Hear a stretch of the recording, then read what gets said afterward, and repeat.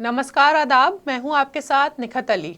बिहार चुनाव के खबरों के बीच पीएम मोदी के न्यू इंडिया की भी बात कर लेते हैं दोस्तों।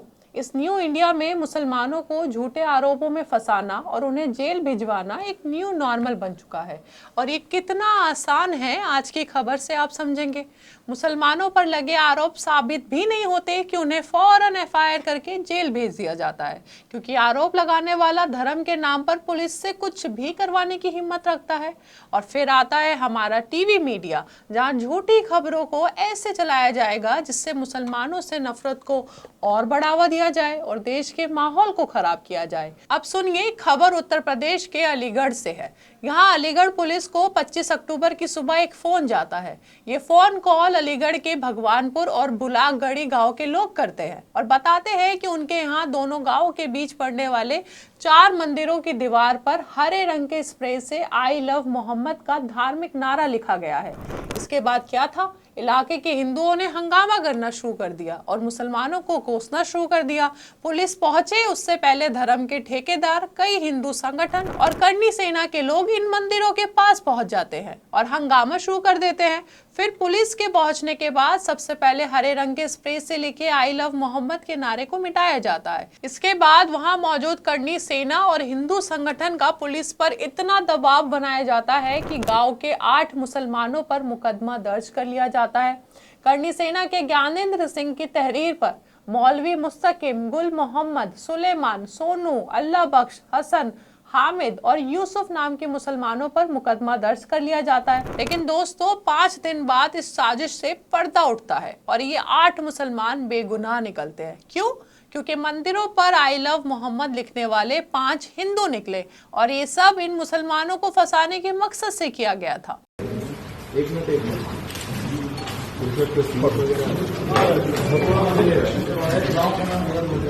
मैं जानती हूँ इस साजिश की सच्चाई शायद कुछ को हैरान करेगी और कुछ को नहीं, क्योंकि मोदी जी के इस न्यू इंडिया में ये तो न्यू नॉर्मल है ना, नया सामान्य है।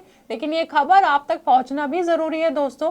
गुरुवार की रात अलीगढ़ पुलिस इस मामले को लेकर खुलासा करती है और बताती है कि अलीगढ़ के बुलागगढ़ी गांव का जिशांत कुमार, भगवानपुर गांव का आकाश सारस्वत, दिलीप शर्मा, अभिषेक शास्त्री और राहुल ने ही मंदिरों की दीवार पर हरे रंग के स्प्रे से आई लव मोहम्मद लिखा था, ताकि ये गिरफ्तार होने वाले मुसलमानों को फंसा सके। क्योंकि गिरफ्तार हुए मुसलमानों से इन लोगों का जमीन को लेकर एक निजी विवाद चल रहा था। सभी को पता है कि 25 अक्टूबर 2025 को थाना लोधा के 2 गांव बुलकगढ़ी और भगवानपुर, दोनों बिल्कुल निकटवर्ती गांव हैं, लगभग आधा किलोमीटर की दूरी है दोनों गांव में।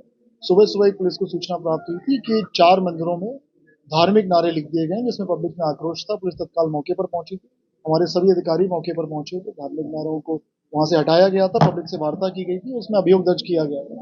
उसी केस का आज पुलिस ने खुलासा किया, एसपी सिटी साहब के नेतृत्व में और सीओ गवाना साहब की टीम ने एक खुलासा किया, जिसमें 4 लोगों को पुलिस ने आज अरेस्ट किया।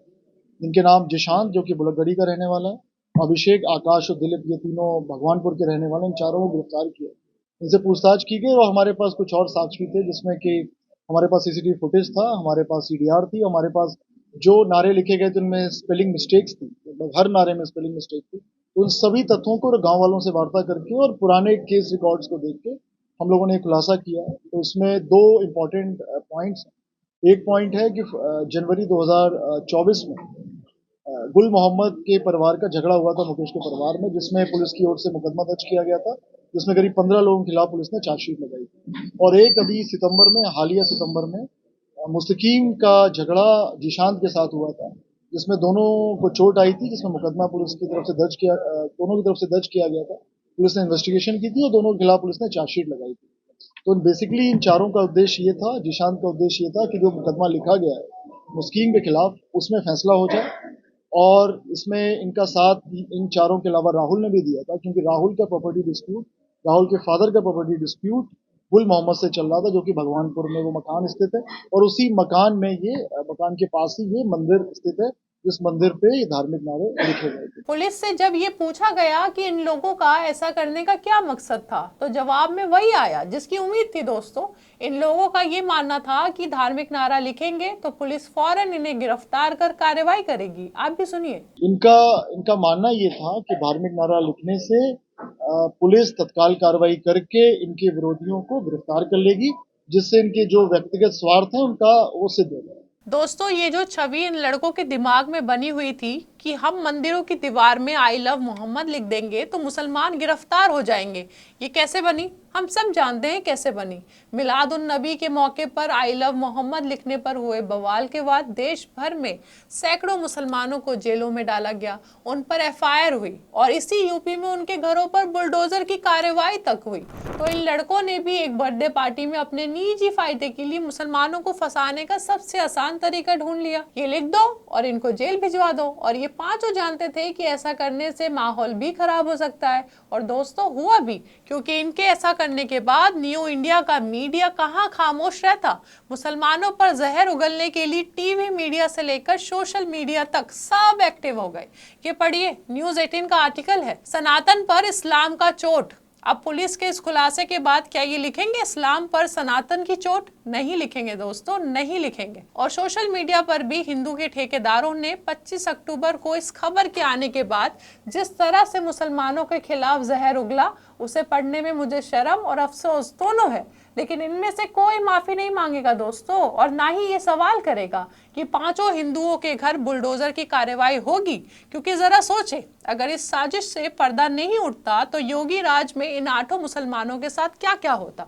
ये जेल में सड़ रहे होते, इनके घरों में बुलडोजर की कार्रवाई शुरू हो जाती, और सिर्फ इन्हीं 8 मुसलमान के साथ नहीं बल्कि उन गांवों में बसे सारे मुसलमानों का जीना मुश्किल कर दिया जाता, पूरे शहर और देश का माहौल खराब किया जाता।